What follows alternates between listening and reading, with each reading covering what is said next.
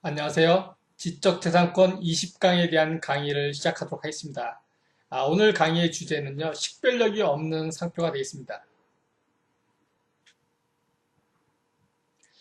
이 목차를 보면 식별력이 없는 상표, 그 다음에 식별력이 없는 상표임에도 불구하고 사용에 의해서 식별력을 취득하는 경우, 그 다음에 상표법 제51조 제1항에 의한 그런 상표권의 효력이 미치지 아니하는 범위와 관련돼서 상관관계 이런 거에 대해서 보도록 하겠습니다.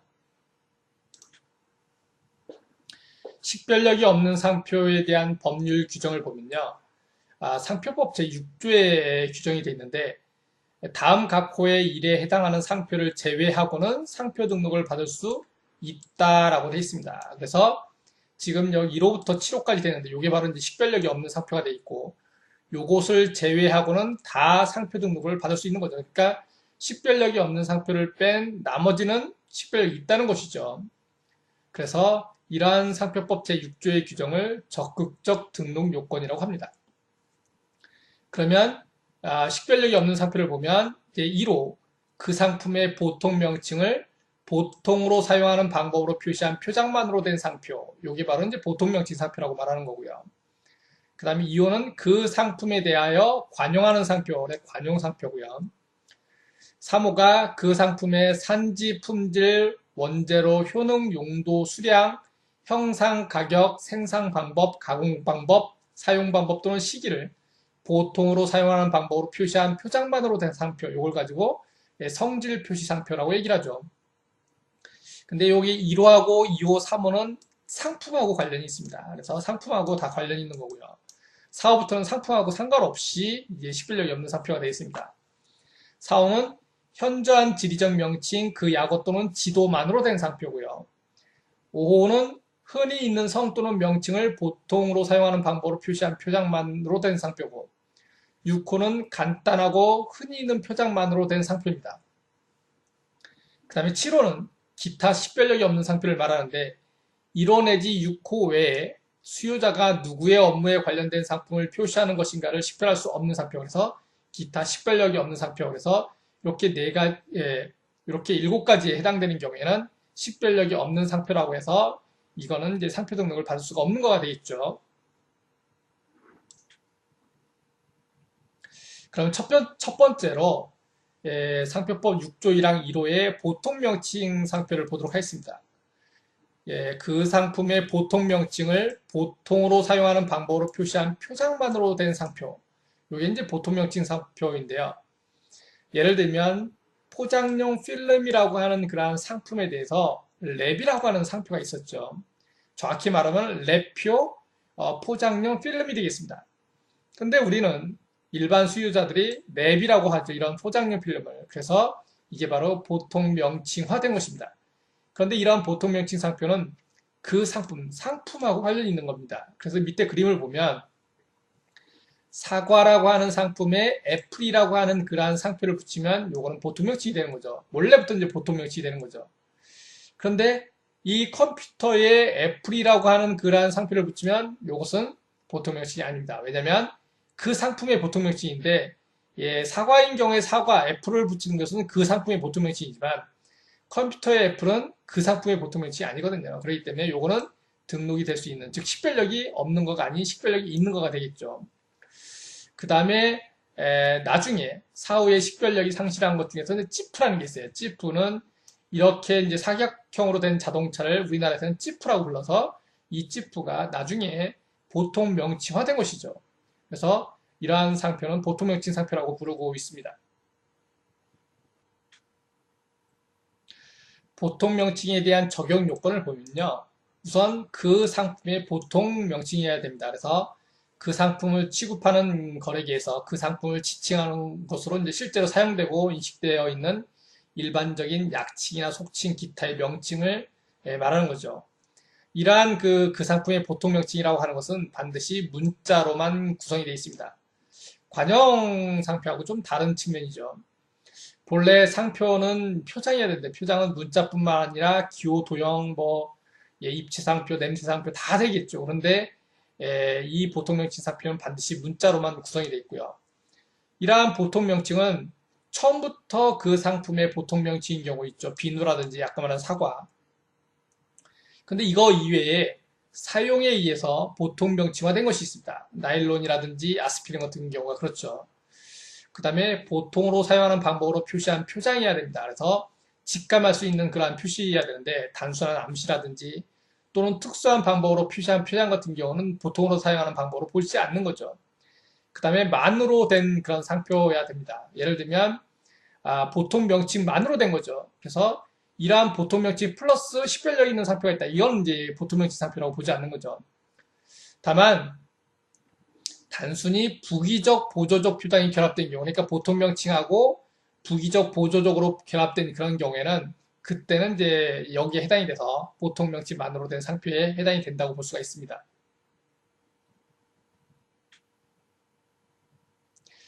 예, 방금 설명한 대로 보통 명칭은 원래부터 보통 명칭인 경우가 있고 사용에 있어 보통 명칭화가 된 것이 있는데 이런 보통 명칭화가 된 그 유형을 한번 보도록 하겠습니다.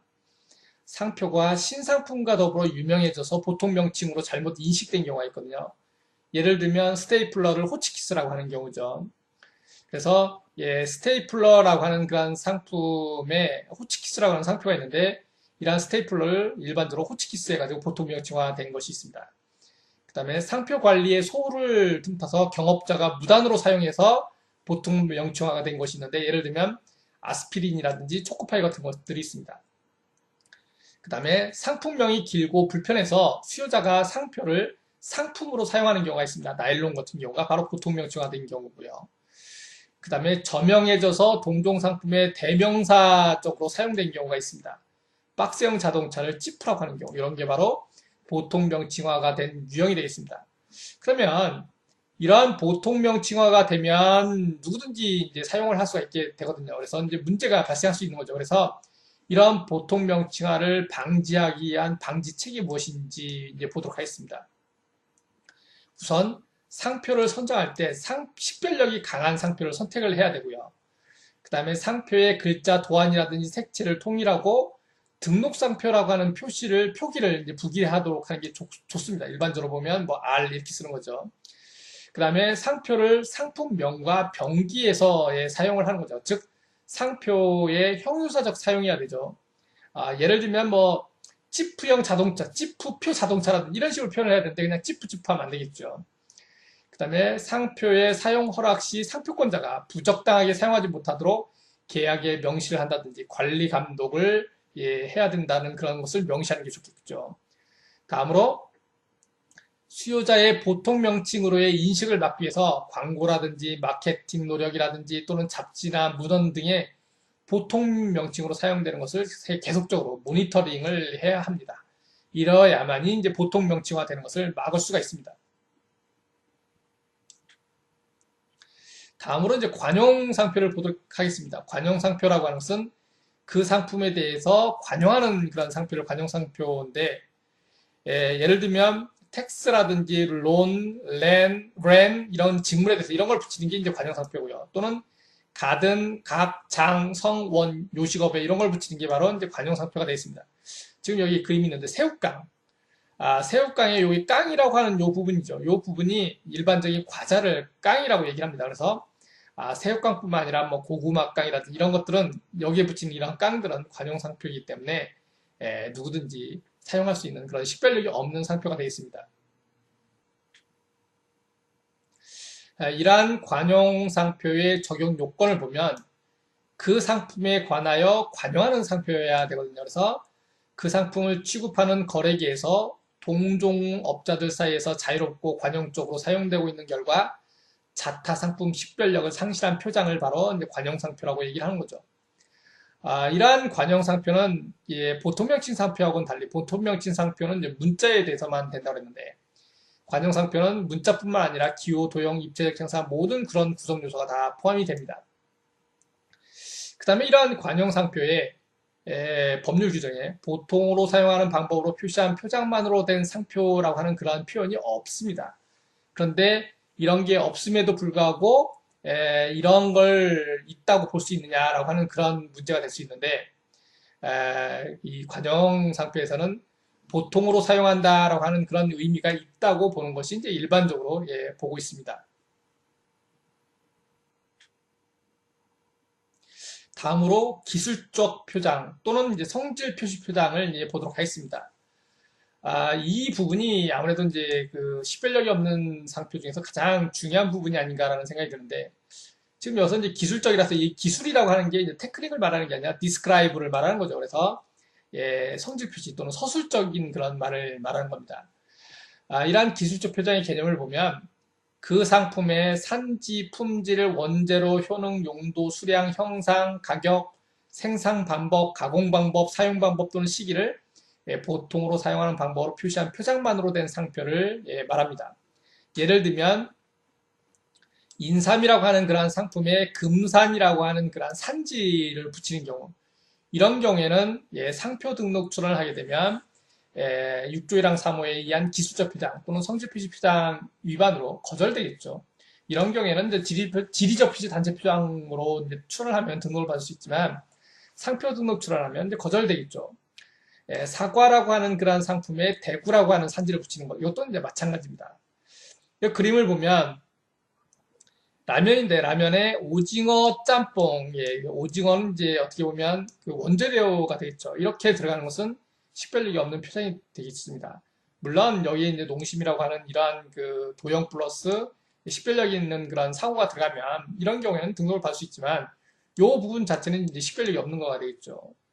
300량도 마찬가지입니다. 이런 것도 그 가격 표시 이런 거와 관련이 있기 때문에 기술적 표장에 해당해서 이런 것은 이 부분은 식별력이 없는 부분이 되겠습니다.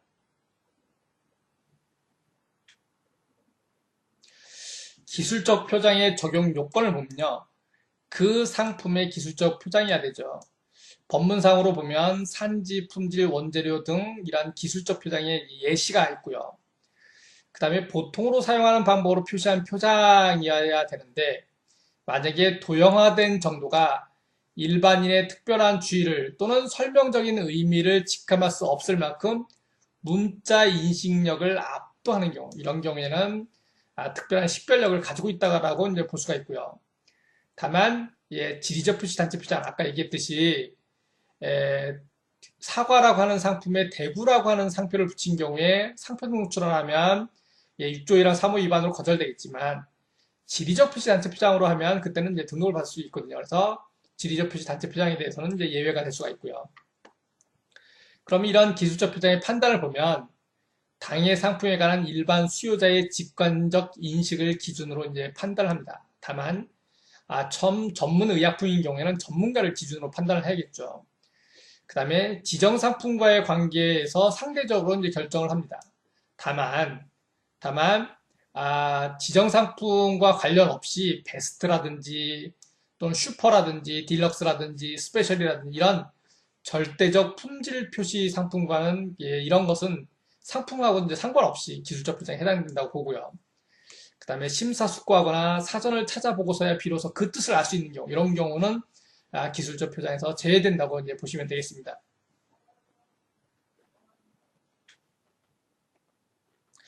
다음으로 서적의 제호에 대해서 이제 보도록 하겠습니다. 단행본 그런 서적의 제호인 경우에 제호 자체가 직접 서적의 내용을 나타내는 경우, 이런 경우에는 기술적 표장으로 이제 보고 있습니다. 예를 들면 민법 총칙, 민법 총칙은 이 제목 자체가 서적의 그 내용을 다 나타내거든요. 이런 경우는 기술적 표장으로 보고요. 만약에 그렇지 않은 경우, 토지인데 토지라고 하는 그런 소설 제목이 그 내용을 다 나타낸다고 보기 어렵거든요. 이런 경우는 기술적 표장으로 보지를 않습니다. 정기 간행물의 제호도 단행본 서적과 마찬가지입니다. 그래서 주간만화 판례 같은 경우 이런 경우 이제 마찬가지로 식별력이 없는 것으로 이제 보고 있는 거죠. 그 다음에 서적의 제호를 사용하는 경우에 대한 사례를 한번 보면 녹정기 사건이 있는데 녹정기 사건인 경우에 상표적 사용으로 이제 보고 있습니다. 다만 51조, 즉 품질을 나타내는 보통 명칭이라든지 관용 상표와 같은 성격을 가진다라고 해서 51조는 이제 상표권에 효력이 미치지 아니하는 범위거든요. 그렇기 때문에 상표적 사용이긴 하지만 효력이 미치지 않는다라고 이제 보고 있고요. 그 다음에 윈도우 사건, 리눅스 사건에서는 상표적 사용으로는 이제 보지 않았습니다. 책의 제목은 그 책의 내용을 표시하는 것이라 그래서 이제 상표적 사용으로 보지 않았습니다. 그래서 이 자체로 이제 효력이 미치지 않고요.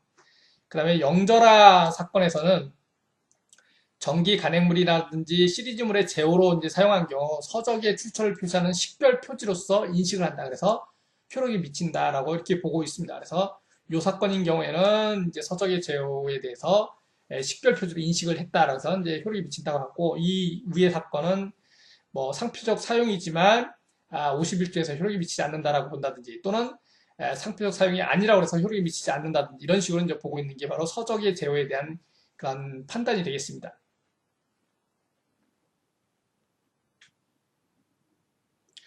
다음으로 현저한 지리적 명칭에 대해서 보도록 하겠습니다. 현저한 지리적 명칭 및 그 약어라고 하는 것은 국가명이라든지 국내 특별시, 광역시, 도의 명칭, 이런 것들이 이제 현저한 지리적 명칭 및 그 약어라고 이제 볼 수가 있는데, 예를 들면 핀란디아, 옥스포드, 장충동, 왕족발, 종로학원, 이런 것들은 다 현저한 지리적 명칭으로 이제 보고 있습니다. 그래서 지금 여기 있는 종로김밥이라든지 장충동, 왕족발, 이런 것들이 다 이제 현저한 지리적 명칭인데, 물론 요거는 이제 등록이 됐습니다. 이거는 이제 사용에 의해서 식별력을 취득해서 이제 등록이 됐다든지, 또는 여기 뭐 도용 때문에 이제 됐다고도 또 이제 볼 수가 있는데, 하여튼 요거는 등록이 된 거지만, 본래 요 자체는 현저한 지리적 명칭에 해당되는 그런 것이 되겠습니다. 현저한 지리적 명칭의 적용 요건을 보도록 하겠습니다. 현저한 지리적 명칭 및 그 약어 또는 지도를 보면 국가명이라든지 국내 서울특별시, 광역시 이런 걸 말하고, 그 다음에 그 저명한 외국의 수도명이라든지 대도시명 또는 이에 상당하는 행정구역의 명칭, 이런 것들이 바로 현저한 지리적 명칭, 그 약어 또는 지도에 해당이 된다고 보시면 되겠습니다. 역사적 문화재가 저명한 지리적 명칭으로서 현저해야 본호에 해당이 되겠습니다. 그래서 경주 첨성대 같은 경우가 이제 여기에 해당이 되겠죠. 그 다음에 만으로 된 상표여야지 되는 거죠. 그래서 이러한 그 현저한 지리적 명칭이 식별력 있는 그러한 기호라든지 문자 도형과 결합된 경우에는, 그때는 그 상표 자체는, 결합상표 자체는 현저한 지리적 명칭만으로 되지 않기 때문에 그 등록이 허용이 됩니다. 다음으로 흔히 있는 성 또는 명칭을 보도록 하겠습니다. 흔히 있는 성 또는 명칭을 보통으로 사용하는 방법으로 표시한 표장만으로 된 상표는 식별력이 없는 상표가 되겠죠. 그래서 윤씨 농방이라든지 김간의 김밥, 이런 것들이 이제 흔히 있는 성 또는 명칭이 되겠죠. 윤씨 농방, 이거 물론 등록이 된 겁니다. 지금은 뭐 사용에 있어서 식별력을 측정해서 등록이 됐지만, 이런 것은 이제 본래 이제 흔히 있는 성 또는 명칭에서 식별력이 없는 거라는 거죠. 김간에도 마찬가지입니다. 이거는 이제 나중에 다 이제 등록이 된 상표지만, 본래는 흔히 있는 성 또는 명칭이기 때문에 식별력이 없는 상표가 되겠죠. 이러한 흔히 있는 성 또는 명칭에 대한 적용 요건을 보면, 흔히 있는 성 또는 명칭이라고 하는 것은 관념상으로 다수가 존재하는 것으로 인식되는 그런 경우도 다 포함이 되고요. 그 다음에 보통으로 사용하는 방법으로 표시한 표장이야 되고, 또 만으로 된 상표야 되는 거죠. 이러한 상표인 경우에는 지정상품과의 관련성을 불문합니다. 그 다음에 전화번호보다 임명록 등의 상당수가 있는지도 이제 참고를 해야 되고요. 외국인의 성으로서 국내에 흔히 볼 수 있는 그런 것이 아니라면, 이때는 본호에 흔히 있는 성 또는 명칭에 해당된다고 보지는 않습니다. 다음으로 이제 간단하고 흔히 있는 표장을 보면, 간단하고 흔히 있는 표장만으로 된 상표가 이제 여기 해당이 되는데, 예를 들면 문자 상표로서 가나 취 같은 경우가 이제 여기 해당이 되고, 숫자 상표로 22 더하기 35 이런 것들이 여기 해당이 됩니다. 도형 상표로서 동그라미, 세모, 네모 이런 것들의 바로 이제 간단하고 흔히 있는 표장이고, 입체 상표로는 흔히 있는 공, 정육면체, 직육면체 이런 것들이 간단하고 흔히 있는 표장의 예시가 되겠습니다.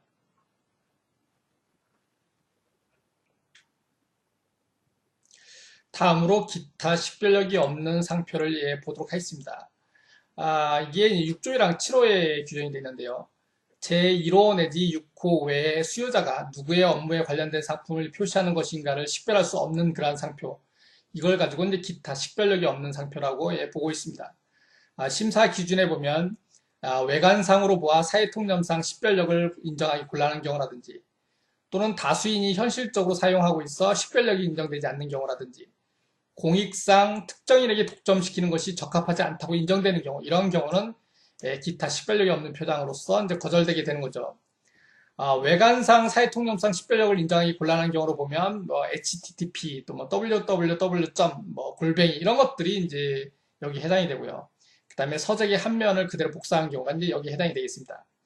그 다음에 다수인이 현실적으로 사용하고 있어서 식별력 없는 표장 보면 통신인 경우에는 사이버라든지 네트, 컴 이런 거 정보 자료 제공으로서는 뉴스라든지 데이터 또는 금융으로서는 캐시, 뭐 카드 이런 것들이 식별력이 없는 표장이라고 보시면 되겠습니다. 또 하나 예를 들면 2002년도에 월드컵이 있었죠. 우리나라에서 월드컵이 있었는데 그때 당시에 우리가 쓰는 구호 중에 비더레즈라는 게 있었습니다. 근데 이제 그때 당시 2002년도에 모든 사람들이 그 비더레즈에 대해서 다 알고 있는데 어떤 사람들이 이거에 대해서 이제 상표 등록 출원을 하겠죠. 지정 상품을 다양하게 지정해가지고 상표 등록 출원을 했는데 이 상표 등록 출원은 다 거절이 된다. 그 이유가 식별력이 없는 상표, 즉 6조 1항 1호 내지 6호의 어느 하나에 해당한다고 보기는 좀 어렵습니다.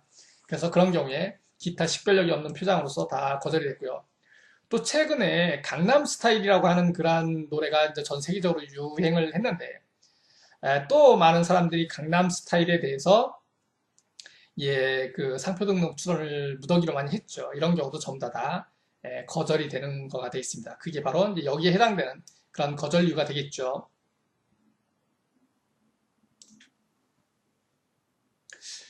다음으로 사용에 의한 식별력 취득을 보도록 하겠습니다. 기술적 표장이라든지 현저한 지적 명칭, 흔히 있는 성 또는 명칭, 간단하고 흔한 표장 이런 6조 1항 3호부터 6호에 해당되는 그런 상표인 경우라도 상표 등록 출원 전에 상표를 사용한 결과 수요자 간에 그 상표가 누구의 업무와 관련된 상품을 표시하는 것인가 현저하게 인식되어 있는 경우 이런 경우에는 그 상표를 사용한 상품을 지정 상품으로 해서 상표 등록 출원하면 등록을 받을 수가 있습니다. K2라든지 이마트도 마찬가지죠. 이렇게 이 식별력이 없는 상표인데 사용한 결과 이 상표가 식별력을 취득하면 이것은 등록될 수 있다는 거죠. 물론 지금 등록되어 있습니다. 이마트도 마찬가지로. 그래서 이런 경우에 사용에 의한 식별력을 취득할 수가 있습니다. 사용에 의한 식별력에 대한 적용 요건을 보도록 하겠습니다. 상표 등록 출원 전에 자기의 상표로서 상당 기간 계속적 독점적으로 사용해야 됩니다. 그 다음에 수요자 간에 그 상표가 누구의 업무에 관련된 상품인가 현저히 인식되어야 됩니다. 즉 식별력을 취득해야 된다는 거죠. 그 다음에 실제로 사용한 상표와 상품에 대해서 출원을 해야 됩니다. 그 다음에 이러한 사용에 의한 식별력을 취득하는 것은 6조 1항 3호 내지 6호에 해당되는 그러한 상표에만 해당이 되겠습니다. 그 다음에 이러한 사용에 의한 식별력에 대한 판단을 보면 전국적인 범위 내에서 상표로서 현저히 인식돼야 됩니다. 지역적 범위가 아니라 전국적 범위가 되고 그 다음에 또 많이 논란이 되고 있는 게 그럼 자타 상품 식별력을 언제 구비하여야 했느냐라고 하는 겁니다. 그 법조문에 상표 등록 출원 전에라고 하는 그런 말이 쓰여 있어가지고 어떤 사람들은 상표 등록 출원 전에 사용에 의한 식별력을 취득했어야 된다라고 이렇게 보는 사람도 있는데 판례는요. 상표 등록 출원 전에 식별력을 취득하는 게 아니라 등록 여부, 즉 상표 등록 출원에 대한 등록 여부 결정시를 기준으로 해서 그때까지 식별력을 취득하면 된다라고 보는 게 바로 판례의 태도가 되겠습니다. 그 다음에 상표권의 효력 제한 여부를 보면 사용에 의한 식별력을 취득한 그런 상표가 있는 경우에는 그때는 이따 다음에 볼 그런 상표권의 효력이 제한되는 즉 상표법 제51조 1항 2호죠. 이런 경우 이런 그 상표권의 효력이 제한되는 그런 경우가 미치지 않습니다. 그렇기 때문에 사용에 의한 식별력을 취득한 경우는 효력이 제한되지 않습니다. 마지막으로 제 상표법 51조 제1항을 보도록 하겠습니다. 상표법 제51조 1항은요. 상표권의 효력이 미치지 아니하는 범위가 되겠습니다. 그래서 여기에 해당이 되면 상표권에 효력이 미치지 않기 때문에 상표권 침해가 되지 않는 거죠. 첫 번째 보면 자기의 성명, 명칭 또는 상호, 초상, 서명, 인장, 저명한 아우, 예명, 필명 이런 것들과 이런 것들을 이제 보통으로 사용하는 방법으로 표시한 상표. 요것은 이제 상표권에 효력이 미치지 않습니다. 요거는 상표법 7조 1항 6호하고 이제 대응되는 개념이고요. 그 다음에 등록상표의 지정상품과 동일 유사한 상품의 보통명칭 또는 성질표시 상표를 보통으로 사용하는 방법으로 표시한 상표. 즉 요게 6조 1항 각호의 그 식별력이 없는 상표, 즉 6조 1항 1호하고 이제 3호하고 관련이 있는 거죠. 이런 상표인 경우는 상표권에 효력이 미치지 않습니다. 또한 입체적 형상인 경우도 마찬가지로 입체적 형상이 누구의 업무에 관련된 상품을 표시하는 것인지 식별할 수 없는 그런 경우에도 마찬가지로 상표권에 효력이 미치지 않습니다. 또한 등록상표의 지정상품과 동일 유사한 상품에 대해서 관용하는 상표, 이게 이제 6조 1항 2호고요. 그 다음에 현저한 지정명칭 또는 그 약어 또는 지도로 된 상표, 이게 6조 1항 4호가 되겠죠. 이런 경우도 상표권에 효력이 미치지 않습니다. 그 다음에 등록상표의 지정상품 또는 지정상표의 포장의 기능을 확보하는 데 불가결한 형상, 색채, 색채 조합, 소리 또는 냄새로 된 상표, 이것도 마찬가지로 상표권에 효력이 미치지 않는 그런 범위가 되겠습니다. 그래서 지금 그런 6조 1항 각호의 식별력이 없는 상표와 관련 있는 것은 이 부분하고 이 부분이 되겠죠. 그래서 6조 1항 1호하고 4호에 해당되는 그런 경우에는 상표권에 식별력이 미치지 않습니다. 그래서 그런 부분은 자유롭게 쓸 수가 있는 거죠. 그래서 오늘은 식별력이 없는 상표, 그 다음에 사용에 의한 식별력의 취득, 그 다음에 상표권에 효력이 미치지 않는 범위 중에서 이제 51조 1항을 이제 봤습니다.